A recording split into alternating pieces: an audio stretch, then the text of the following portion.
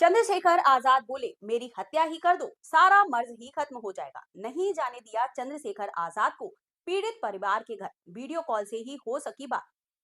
Azad Samaj party के राष्ट्रीय अध्यक्ष चंद्रशेखर आजाद उर्फ रावण आज एकाएक सोनू कश्यप के परिवार को न्याय दिलाने के लिए मुजफ्फरनगर पहुंचे। पहले तो पुलिस ने खूब नाटक किया, उन्हें सर्किट हाउस ले जाकर शानदार सोफे पर बैठाया गया। फिर सोनू कश्यप के परिवार से मिलने का आश्वासन दिलाया गया, मगर उन्हें परिवार से मिलने नहीं दिया। सीओ मंडी राजू साव ने सोनू कश्यप के परिजनों को वीडियो कॉल कराकर चंद्रशेखर की बात करा दी, मगर चंद्रशेखर आजाद का जोश यही ठंडा नहीं हुआ। उन्होंने कहा कि प्रशासन किसी मुगालते में ना रहे, अपने परिवार से मिलने आया हूँ, देखना किस तरह से किसी मोटरसाइकिल या ऑटो में बैठकर देर रात परिवार से मिलकर वापस चला जाऊंगा। मगर जो गुंडागर्दी मेरठ व मुजफ्फरनगर के प्रशासनिक अधिकारियों द्वारा मेरे साथ की जा रही है, उससे तो अच्छा है मेरी हत्या ही कर दी जाए, क्योंकि जब तक मैं जीवित हूँ तब तक यूं ही लड़ता रहूंगा। आपको बता दें कि सोनू कश्यप मुजफ्फरनगर के आबकारी मोहल्ले का रहने वाला है। रविवार की रात जिंदा जलाकर सोनू की हत्या कर दी गई थी, जिसका वीडियो आज वायरल हुआ है। सोनू को न्याय दिलाने के लिए चंद्रशेखर आजाद आज मुजफ्फरनगर पहुंचे थे। देखिए व सुनिए किस तरह से चंद्रशेखर आजाद ने कही अपनी बात। देखिए, ऐसा है, सच अगर सुनना चाहते तो सच ये है कि खुलेआम गुंडा राज चल रहा है, और उस गुंडा राज में अगर कोई गरीब दलित पिछड़ों की आवाज बन के उनकी मदद करने के लिए आगे बढ़ रहा है, तो उसके साथ भी गुंडों जैसा सलूक सरकार के इशारे पे पुलिस और प्रशासन कर रहा है। क्या एक चुनावा जनप्रतिनिधि किसी पीड़ित परिवार से नहीं मिल सकता है? इसका कोई जवाब प्रशासन और पुलिस के पास नहीं है। मुझसे मैंने फ़ोन पे बात की, उन माँ को देखा, उस बहन को सुना, लेकिन सच ये है कि ये भी लोकतंत्र का चीरहरण है, लोकतंत्र को शर्मसार करने वाला विषय है। जब मैं यहीं खड़ा हूँ 1 किलोमीटर पे, तो मुझे क्यों नहीं मिलने दिया जा रहा है? अगर मैं उनसे नहीं मिल सकता तो क्या उनको न्याय मिल सकता? समझ के देखो, कुछ तो ऐसा है जिसको छिपाया जा रहा है। जांच के लिए आपने कहा, सिर्फ सीबीआई जांच नहीं, 2 चीज़ें हैं जिस पे आप सुन लो। कम से कम 50 लाख रुपए का मुआवजा उस पीड़ित परिवार को मिलना चाहिए, कम से कम, जिससे वो परिवार अपने पैरों पे खड़ा हो। उसके परिवार को एक सरकारी नौकरी मिलनी चाहिए, क्योंकि वो मरने का हकदार नहीं था। उसने तो मेहनत से पैसे कमाए, जिन लोगों ने उसको लूटा।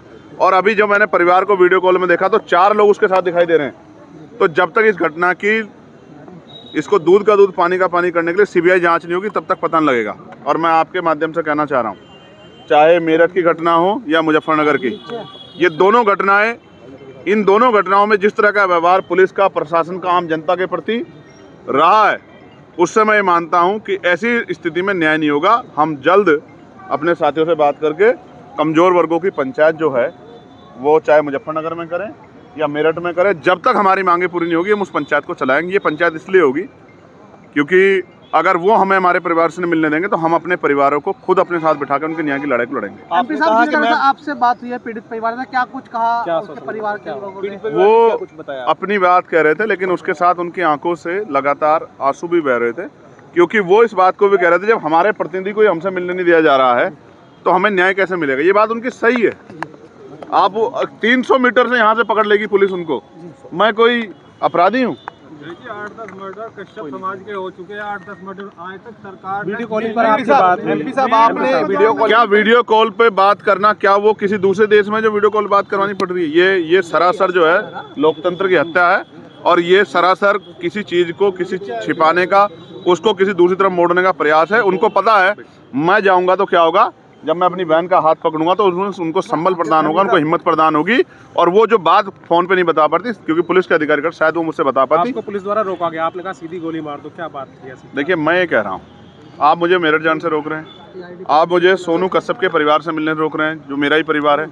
जब आप मुझे कहीं जाने नहीं दे रहे हैं और मैं लोगों की आवाज़ उठा रहा हूँ, तो आप एक रास्ता है कि आप इस आवाज़ को परमानेंट के लिए बंद कर दो। इसलिए मैंने कहा कि सरकार को चाहिए कि वो मुझे गोली मार के मेरी हत्या कर दे।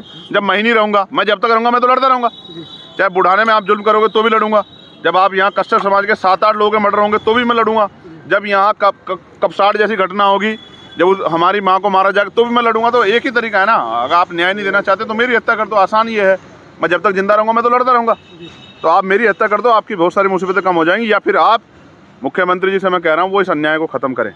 अगर वो अन्याय को खत्म नहीं कर सकते तो उनको कोई अधिकार नहीं ये कहने का कि हमारे प्रदेश में कानून का राज है। एमपी साहब परिवार से आपने ये भी कहा है कि मैं बहुत जिद्दी हूँ, तो इसका क्या मतलब निकाला? जिद्दी का मतलब ये है कि मैं कानून की मर्यादा का पालन करता हूँ।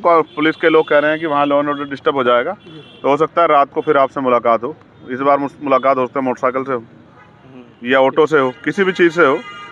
मैं अपने परिवार से मिलूंगा तो जरूर। आपने कहा कि भाई हम महापंचायत करेंगे, आपको पीड़ित परिवार से तो मिलने नहीं दिया जा रहा, महापंचायत पर रोक नहीं लगेगी? अब मैं फिर कह रहा हूँ करो, आएगा ना, पूरा समाज आएगा। आज तो मैं बिना बताया है ना, क्या चंद्रशेखर पूरा समाज आएगा। चंद्रशेखर को रोक लिया जाएगा अगली बार मिलने से? देखो मैं संवैधानिक आदमी हूँ, आप न्यायप्रिय किसी बात पर रोकोगे मैं खुद रुक जाऊंगा, लेकिन आप डंडे के जोर पे रोकोगे, गोली के जोर पे, तो इतनी तो हिम्मत नहीं है। ठीक है। गोली तो मैं खा सकता हूँ, मेरी अगर देखना अगर गोली चली इस पंचायत में सोनू कश्यप की आवाज़ उठाने के लिए, कपसाड़ की जो हमारी बहन है उसकी आवाज़ उठाने के लिए, तो गोली सीने पे लगेगी, कमर पे लगेगी, याद रखना। एमपी साहब कपसाड़ वाले मामले में जब पीड़ित अपने परिवार से मिली, उसने जो बयान जो उसके आए हैं वो उसने जिस तरह से कहा कि मेरे साथ तो गलत हुआ है, उसको लेकर क्या ये उन सब लोगों के मुंह पे एक जोरदार तमाचा है जिसने पिछले 3-4 दिनों से उस बेटी का सोशल मीडिया पर चरित्र हनन किया है, उस परिवार को गलत साबित करने का काम किया। जो तमाशा कर रहे थे, बड़े बड़े मंचों पे बड़े भाषण दे रहे थे, मैं एक बात बता रहा हूँ, ये गरीब समाज बड़ा भावुक समाज होता है।